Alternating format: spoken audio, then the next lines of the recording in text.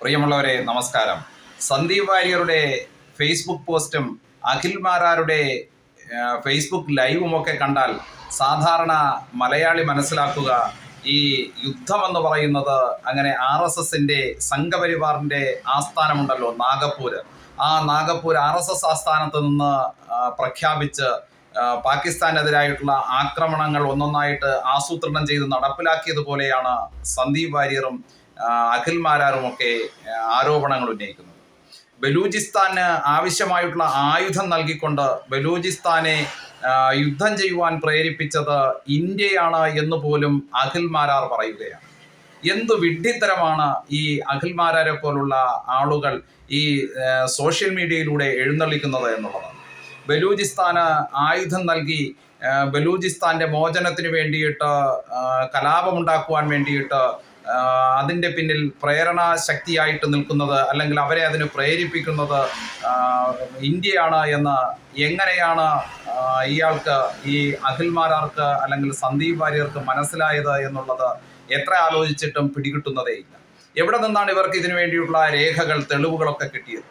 ബലൂചിസ്ഥാനെ സ്വതന്ത്രമാക്കുവാൻ വേണ്ടിയിട്ട് ആയുധം നൽകി യുദ്ധം ചെയ്യിപ്പിക്കേണ്ട എന്തു ബാധ്യതയാണ് നമ്മുടെ രാജ്യത്തിനുള്ളത്?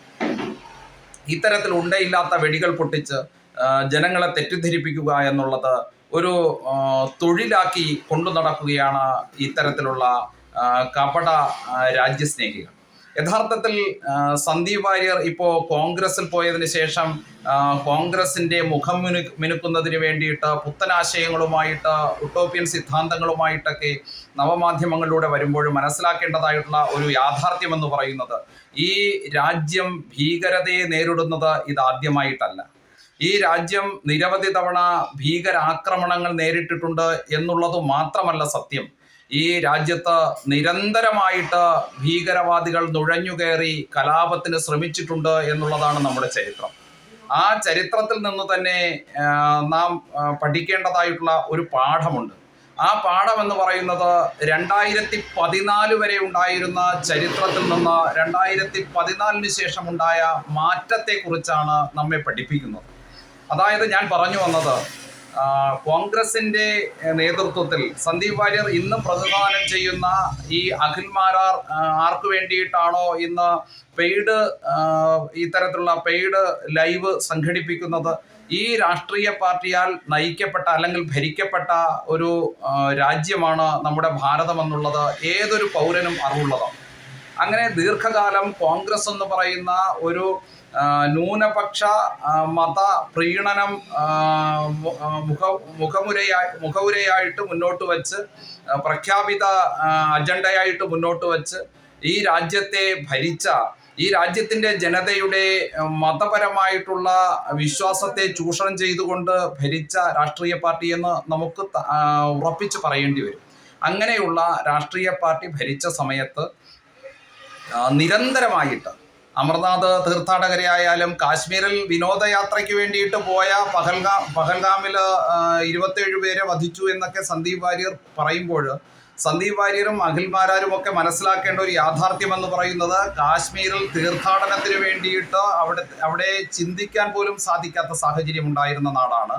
അതുപോലെ തന്നെ കാശ്മീരി പണ്ഡിറ്റുകളായിട്ടുള്ള ആളുകൾ, അവിടെ ജീവിച്ചിരുന്ന തദ്ദേശവാസികളായിട്ടുള്ള അവിടുത്തെ ജനത മുഴുവൻ പലായനം ചെയ്യപ്പെട്ട ഒരു ഭൂപ്രദേശം കൂടിയാണ്. വീട്ടിൻ്റെ പുറത്ത് വാതിൽ നോട്ടീസ് ഒട്ടിക്കുകയും അല്ലെങ്കിൽ തപാൽ വഴി കത്തയക്കുകയും ചെയ്തിട്ട് സമയം പ്രഖ്യാപിച്ച് വീട്ടിലെത്തി കുടുംബത്തെ ഒന്നടങ്കം നിരത്തി നിർത്തി നിറയൊഴിച്ചു കൊല്ലുന്ന സംവിധാനത്തിൽ നിന്ന് 2014 തൊട്ട് ഒരു മാറ്റം ഈ രാജ്യത്തുണ്ടായിട്ടുണ്ട് എങ്കിൽ ആ മാറ്റം എന്ന് പറയുന്നത് ദേശസ്നേഹത്തിൽ അധിഷ്ഠിതമായിട്ടുള്ള അല്ലെങ്കിൽ ദേശീയതയിൽ അധിഷ്ഠിതമായിട്ടുള്ള അല്ലെങ്കിൽ ഈ നാട്ടിലെ പൗരന്മാർ, അഖിൽ മാരാരുടെ ഭാഷയിലൊക്കെ പറഞ്ഞാൽ ഈ നാട്ടിലെ പൗരന്മാരോട് അല്പമെങ്കിലും വിധേയത്വമുള്ള ഒരു സർക്കാർ അധികാരത്തിൽ വന്നപ്പോൾ ഈ നാടിൻ്റെ പൗരന്മാരുടെ സ്വാഭിമാനത്തെയും ഈ നാടിൻ്റെ പൗരന്മാരുടെ സുരക്ഷിതത്വത്തെയും വാനോളം ഉയർത്തിക്കൊണ്ട് പിടിച്ചു നിർത്തുവാൻ വേണ്ടിയിട്ട് തയ്യാറായ ആർജവമുള്ള ഭരണകൂടത്തെ തന്നെയാണ് ലോകരാജ്യങ്ങൾ കണ്ടത്. അതുകൊണ്ടാണ് ലോകരാജ്യങ്ങൾ ഭാരതത്തെ പോലുള്ള ഒരു രാജ്യത്തെ അംഗീകരിക്കുവാനും ഭാരതത്തിൻ്റെ പ്രധാനമന്ത്രിയെ ആ തരത്തിൽ ലോക നേതാക്കളുടെ പട്ടികയിലേക്ക് ഉൾപ്പെടുത്തുവാനും ഒക്കെ തയ്യാറായത്. അപ്പോൾ ഒരുപക്ഷെ ഇവരുടെ ആരോപണം അമേരിക്കൻ പ്രസിഡന്റ് നടത്തിയ പ്രസ്താവനയെ കുറിച്ചാണ്, അല്ലെങ്കിൽ അമേരിക്കൻ പ്രസിഡന്റിന്റെ ഇടപെടലിനെ കുറിച്ചൊക്കെയാണ് നമ്മുടെ പൗരന്മാരുടെ സ്വാഭിമാനം തകർന്നുപോയി, ഈ രാജ്യത്തിന്റെ അഭിമാനമാകെ ക്ഷയിച്ചു പോയി എന്നൊക്കെ പറയുന്നത് എന്ന് നമുക്ക് മനസ്സിലാക്കാൻ പറ്റുകയാണ് ഇവരുടെ പോസ്റ്റിലൂടെ. അപ്പോൾ അമേരിക്കൻ പ്രസിഡന്റ് എന്തു പറഞ്ഞു, അല്ലെങ്കിൽ ലോകരാജ്യത്തുള്ള മറ്റേതെങ്കിലും രാജ്യങ്ങളുടെ ഭരണാധികാരികൾ ഇന്ത്യ പാകിസ്ഥാൻ തങ്ങളിലുണ്ടായിട്ടുള്ള ഈ സംഘർഷത്തിൽ ഇടപെട്ടിട്ടുണ്ടോ, അഭിപ്രായ പ്രകടനം നടത്തിയിട്ടുണ്ടോ എന്നതിൻ്റെ അടിസ്ഥാനത്തിലല്ല ഭാരതത്തിൻ്റെ തീരുമാനങ്ങൾ കൈക്കൊള്ളുന്നു. ഈ ഇരു രാജ്യങ്ങളും തങ്ങളിലുള്ള ഇപ്പോൾ നിലവിലുണ്ടായ സംഘർഷ വിഷയത്തിൽ ഭീകരവാദത്തിനെതിരായിട്ട് ഇന്ത്യ ആരംഭിച്ച പോരാട്ടത്തിൽ ഇരു രാജ്യങ്ങളുടെ സൈന്യങ്ങൾ തങ്ങളിൽ ഉണ്ടാക്കിയ ഒത്തുതീർപ്പ് ധാരണ, വെടിനിർത്തൽ ധാരണ, അതുമാത്രമാണ് നിലവിലുള്ളതെന്നും അതൊരു ലിഖിതമായിട്ടുള്ള ധാരണയല്ല എന്നും വീണ്ടും അതിർത്തി കടന്നു വരുന്ന ഭീകരതയ്ക്ക് ശക്തമായിട്ടുള്ള തിരിച്ചടി നൽകും എന്ന് പറഞ്ഞത് ഈ നാടിൻ്റെ പ്രധാനമന്ത്രിയാണ്. ഈ നാട് ഭരിക്കുന്ന ഈ നാടിൽ ജനാധിപത്യ വ്യവസ്ഥ അനുസരിച്ച് ഇവിടുത്തെ ബഹുഭൂരിപക്ഷം വരുന്ന ജനങ്ങളുടെ വിശ്വാസം ആർജിച്ചുകൊണ്ട് അധികാരത്തിലെത്തിയ ശ്രീമാൻ നരേന്ദ്രമോദി പറയുന്നു, ഈ രാജ്യത്തിനെതിരായിട്ട് വരുന്ന ഭീകരതയെ ഇതിന് ഇരട്ടിയായിട്ട് 10 മടങ്ങായിട്ട് തിരിച്ചടിക്കുവാനുള്ള ആർജവും ശേഷിയും ഭാരതത്തിനുണ്ട് എന്ന് പറയുമ്പോൾ എവിടെയാണ് ഇവിടുത്തെ പൗരന്മാരുടെ സ്വാഭിമാനം നഷ്ടപ്പെട്ടത് എന്ന് എത്ര ആലോചിച്ചിട്ടും മനസ്സിലാവുന്നതേയില്ല. ഞാൻ സൂചിപ്പിച്ചു വന്നത്, ഈ നവമാധ്യമങ്ങൾ ഉപയോഗിച്ചുകൊണ്ട് സന്ദീപ് വാര്യരെ പോലുള്ള അഖിൽമാരാരെ പോലുള്ള ആളുകൾ പൊതുസമൂഹത്തെ തെറ്റിദ്ധരിപ്പിക്കുവാൻ വേണ്ടിയിട്ട് ഇത്തരത്തിലുള്ള പ്രചരണങ്ങൾ നടത്തുന്നതിൻ്റെ പിന്നിൽ പോലും ദുരൂഹതയുണ്ട് എന്നുള്ളതാണ്. കാരണം ഇതെല്ലാം പെയ്ഡ് ലൈവായിട്ട് അല്ലെങ്കിൽ പെയ്ഡ് പ്രൊമോഷനായിട്ട് മാത്രമേ നമുക്ക് കണക്കാക്കാൻ സാധിക്കുകയുള്ളൂ. അങ്ങനെ സ്വന്തം നിലനിൽപ്പിന് വേണ്ടിയിട്ട്, ഏതെങ്കിലും പാർട്ടിയിൽ സ്ഥാനമാനങ്ങൾക്ക് വേണ്ടിയിട്ട്, ഏതെങ്കിലും പാർട്ടിയിൽ നിന്ന് എന്തെങ്കിലും നേട്ടം കിട്ടുന്നതിലേക്ക് വേണ്ടിയിട്ട് ഇത്തരത്തിൽ സമൂഹത്തെ തെറ്റിദ്ധരിപ്പിക്കുന്ന നുണപ്രചരണങ്ങൾ നടത്തുന്നവന്റെ രാഷ്ട്രബോധത്തെക്കുറിച്ച്, രാജ്യസ്നേഹത്തെക്കുറിച്ച് നാം എല്ലാവരും തിരിച്ചറിയണം എന്നുള്ളത് കൊണ്ട് തന്നെയാണ് ഞാൻ ഈ വീഡിയോ ഇത്തരത്തിൽ ചെയ്യുവാൻ വേണ്ടിയിട്ട് ആഗ്രഹിച്ചത്. ഇത് പറയുമ്പോൾ രാജ്യത്തിൻ്റെ നിലപാട് എന്ന് പറയുന്നത് ഭീകരതയ്ക്കെതിരായിരുന്നു എന്നും ഒരിക്കലും ബലൂചിസ്ഥാൻ്റെ അവിടുത്തെ രാജ്യത്തിൻ്റെ ബലൂചിസ്ഥാൻ വിമോചന മുന്നണി അല്ലെങ്കിൽ ലിബറേഷൻ ആർമി മുന്നോട്ട് വെച്ച വിഘടനവാദ പ്രവർത്തനങ്ങൾക്ക് പിന്തുണ കൊടുക്കുവാൻ വേണ്ടിയിട്ടായിരുന്നില്ല ഭാരതം പാകിസ്ഥാനുമായിട്ട് ഇത്തരത്തിലൊരു സംഘർഷത്തിലേക്ക് പോയത്. പാകിസ്ഥാൻ അതിർത്തി കടത്തി വിടുന്ന ഭീകരത ഭാരതത്തിൻ്റെ സ്വൈര്യത നഷ്ടപ്പെടുത്തുമ്പോൾ അതിനെതിരായിട്ടുള്ള പോരാട്ടം എന്നുള്ള നിലയ്ക്കാണ് ഭാരതം ചിന്തിച്ചത്. സന്ദീപ് വാര്യർ ഇപ്പോൾ പറയുന്നത് അമിത്ഷാ പലവട്ടം ആവർത്തിച്ചു പ്രസംഗിച്ചു, വെസ്റ്റ് ബംഗാളിൽ പോയി തെരഞ്ഞെടുപ്പ് കാലഘട്ടത്തിൽ പ്രഖ്യാപിച്ചു പാക് അധിനിവേശ കാശ്മീർ തിരിച്ചു പിടിക്കും, പാകിസ്ഥാനെ കീഴ്പ്പെടുത്തി പാക് അധിനിവേശ കാശ്മീർ ഇന്ത്യ കൈവശപ്പെടുത്തും എന്നൊക്കെ അമിത്ഷാ പറഞ്ഞിരുന്നു. ഇതായിരുന്നു അതിനുള്ള ശരിയായിട്ടുള്ള അവസരം. എന്തുകൊണ്ട് അമിത്ഷാ വാക്കുപാലിച്ചില്ല എന്നൊക്കെയാണ് സന്ദീപ് വാര്യർ ചോദിക്കുന്നത്. സന്ദീപ് വാര്യർ ഈ ചോദ്യം യഥാർത്ഥത്തിൽ ചോദിക്കേണ്ടത് KPCC ആസ്ഥാനത്ത് പോയിട്ട് കോൺഗ്രസിന്റെ നേതാക്കളോടാണ്.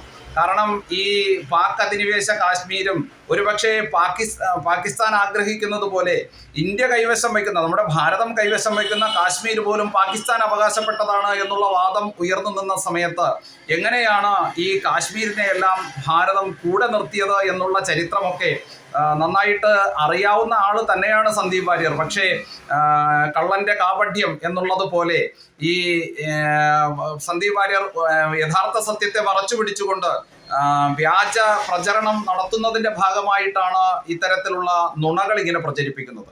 അതുകൊണ്ട് സന്ദീപ് വാര്യർ എന്തുകൊണ്ടാണ് പാക് അധിനിവേശ കാശ്മീർ ഉണ്ടായത് എന്ന് കോൺഗ്രസിന്റെ നേതാക്കളോട് തന്നെ, തൻ്റെ രാഷ്ട്രീയ പാർട്ടിയുടെ നേതാക്കളോട് തന്നെ ഒന്ന് ചർച്ച ചെയ്യുന്നതായിരിക്കും നല്ലത്. അമിത്ഷാ അത്തരത്തിൽ പറഞ്ഞിട്ടുണ്ട് എങ്കിൽ പാകിസ്ഥാന്റെ അവസ്ഥ ഇന്ന് നമുക്ക് കണ്ടാൽ മനസ്സിലാവും. ബലൂചിസ്ഥാനായാലും ആഭ്യന്തര കലഹം കൊണ്ട് ആ രാജ്യം ഗോതമ്പിന് കിലോയ്ക്ക് 300 രൂപ വില വരുന്ന തരത്തിൽ ആഹാരത്തിനും വെള്ളത്തിനും പോലും കുടിവെള്ളത്തിനും പോലും കഷ്ടപ്പെടുന്ന ഒരു ജനതയായിട്ട് പാകിസ്ഥാൻ ദാരിദ്ര്യത്തിന്റെ പടുകുഴിയിലേക്ക് പോകുന്ന ഒരു സാഹചര്യമാണ് നിലനിൽക്കുന്നത്. അങ്ങനെ ദാരിദ്ര്യത്തിന്റെ പടുകുഴിയിലേക്ക് പോകുന്ന പാകിസ്ഥാന്റെ നിലനിൽപ്പ്, അവിടുത്തെ ആഭ്യന്തര കലഹം കൊണ്ട്, അവിടുത്തെ മത തീവ്രവാദികളുടെ പ്രവർത്തനം കൊണ്ട്, ആ രാജ്യത്തിൻ്റെ ഭരണാധികാരികളുടെ പിടിപ്പുകൾ കൊണ്ട് സർവനാശം സംഭവിക്കുന്ന സാഹചര്യത്തിൽ ഭാരതം പോലുള്ള, ഇന്ത്യ പോലുള്ള ഒരു രാജ്യത്തിൻ്റെ ഇടപെടൽ ഇല്ലാതെ തന്നെ നമ്മുടെ സാമ്പത്തികമായിട്ടോ സൈനികമായിട്ടോ സാമൂഹ്യപരമായിട്ടുള്ള ശക്തി യാതൊന്നും നഷ്ടപ്പെടുത്താതെ തന്നെ പാകിസ്ഥാനെ പോലുള്ള ഒരു പച്ച മലയാളത്തിൽ പറഞ്ഞാൽ ഒരു തിരുമണ്ടന്മാരാൽ നയിക്കപ്പെടുന്ന രാജ്യം നശിക്കുന്നതിന് മറ്റു കൂടുതൽ പ്രവർത്തനങ്ങളൊന്നും അനിവാര്യമല്ല എന്നിരിക്കെ എന്തിനു വേണ്ടിയിട്ടാണ് ഭാരതം ഇതിനു വേണ്ടിയിട്ട് കൂടുതൽ സ്ട്രെയിൻ എടുക്കുന്നത് എന്നുള്ള ഒരു ചോദ്യം കൂടി മറുഭാഗത്തുണ്ട്. അതുകൊണ്ട് പാകിസ്ഥാൻ സ്വയം നശിക്കുന്ന ഒരു അവസ്ഥ കൂടി നിലവിലുണ്ട്. ബലൂചിസ്ഥാൻ്റെ കലാപമായാലും പാകിസ്ഥാനിൽ നിലനിൽക്കുന്ന പല പാകിസ്ഥാനിൽ തന്നെ ഉള്ള മുൻ പ്രധാനമന്ത്രി ഇമ്രാൻഖാൻ്റെ മോചനത്തെ സംബന്ധിച്ചായാലും പലതരത്തിലുള്ള വിവാദ വിഷയങ്ങൾ ഉയർന്നു നിൽക്കുന്ന അവരുടെ ആഭ്യന്തര വിഷയങ്ങൾ വളരെ അനുദിനം സംഘർഷപൂരിതമാകുന്ന സാഹചര്യത്തിൽ ഇന്ത്യയുടെ ഇടപെടൽ യാതൊന്നും ഇല്ലാതെ തന്നെ, ഇന്ത്യ ഒരു യുദ്ധം പ്രഖ്യാപിക്കാതെ തന്നെ പാകിസ്ഥാൻ സ്വയം നശിക്കുന്ന ഒരു സാഹചര്യം കൂടി ഉണ്ട് എന്ന് നമ്മൾ മനസ്സിലാക്കേണ്ടതായിട്ടുണ്ട്. അഖിൽമാരാർ പറയുന്നത് പോലെ, അല്ലെങ്കിൽ സന്ദീപ് വാര്യർ പറയുന്നത് പോലെ, രാജ്യത്തിൻ്റെ ഇത്തരത്തിലുള്ള വിഷയങ്ങൾ കൈകാര്യം ചെയ്യുന്നത് ഒരു ഭരണകൂടം ഒറ്റയ്ക്കെടുക്കുന്ന ഒരു തീരുമാനം മാത്രമല്ല. ഇപ്പോൾ നരേന്ദ്രമോദി പറയുന്നു പാകിസ്ഥാനെ യുദ്ധം ചെയ്ത് തകർത്ത് തരിപ്പണമാക്കും എന്ന് പറയുമ്പോൾ, അങ്ങനെ ഒരു സൈന്യത്തിനൊരു നിർദ്ദേശം കൊടുക്കുമ്പോൾ സൈന്യം ഉടനെ യുദ്ധപ്പുറപ്പാടിനിറങ്ങുന്നു. ഇത്തരത്തിലുള്ള ഒരു ധാരണ പരത്തുന്ന തരത്തിലുള്ള പ്രചരണം, ഇതൊക്കെ വളരെ ബോധപൂർവം നടത്തുന്ന തെറ്റായിട്ടുള്ള പ്രചരണങ്ങളാണ്. നമുക്കറിയാം, വാർത്താമാധ്യമങ്ങളിലൂടെ നാം കണ്ടതാണ് എത്രയേറെ ചർച്ചകൾ കരസേനയുമായിട്ട്, സംയുക്ത സേനയുമായിട്ട്, വ്യോമസേനയുമായിട്ട്, നാവികസേനയുമായിട്ടൊക്കെ, ഇതിൻ്റെയൊക്കെ മേധാവിമാരുമായിട്ട് രാജ്യത്തിൻ്റെ ഭരണകർത്താക്കൾ നിരന്തരമായിട്ട് ചർച്ചകൾ നടത്തുകയും രാജ്യത്തിൻ്റെ സുരക്ഷാ ഉദ്യോഗസ്ഥന്മാരുമായിട്ട് കൂടിയാലോചനകൾ നടത്തുകയും നിരന്തരമായിട്ടുള്ള ചർച്ചകളുടെയും ആലോചനകളുടെയും ഒക്കെ കൂട്ടായിട്ടുള്ള തീരുമാനങ്ങൾ എടുത്തിട്ടാണ് രാജ്യം ഇത്തരത്തിലുള്ള സാഹചര്യങ്ങളെ ഇന്ന് നേരിടുന്നത്. അതല്ലാതെ RSSന്റെ ആസ്ഥാനത്ത് നിന്നുണ്ടായ തീരുമാനത്തെ പോലെ സംഘികളാണ് ഇതിൻ്റെ ഉത്തരവാദി, അല്ലെങ്കിൽ സംഘികൾ ഇതിന് മറുപടി പറയണം എന്നൊക്കെ പറഞ്ഞിട്ട് ഇതിനെ രാഷ്ട്രീയപരമായിട്ട് മറ്റൊരു മുഖം കൊടുത്ത് രാജ്യത്തെ അപമാനിക്കുവാൻ വേണ്ടിയിട്ട് നടത്തുന്ന ഇത്തരമുള്ള പരിശ്രമങ്ങളെ തീർച്ചയായിട്ടും ഓരോ ഭാരത പൗരനും ധാർമ്മികമായിട്ട് പരാജയപ്പെടുത്തുക, ഇത്തരത്തിലുള്ള പ്രചരണങ്ങളെ ശക്തിയുക്തം എതിർക്കുക എന്നുള്ളതാണ് നമ്മുടെ മുന്നിൽ നിർവഹിക്കേണ്ടതായിട്ടുള്ള ഏക കർത്തവ്യം, കടമ. നന്ദി, നമസ്തേ.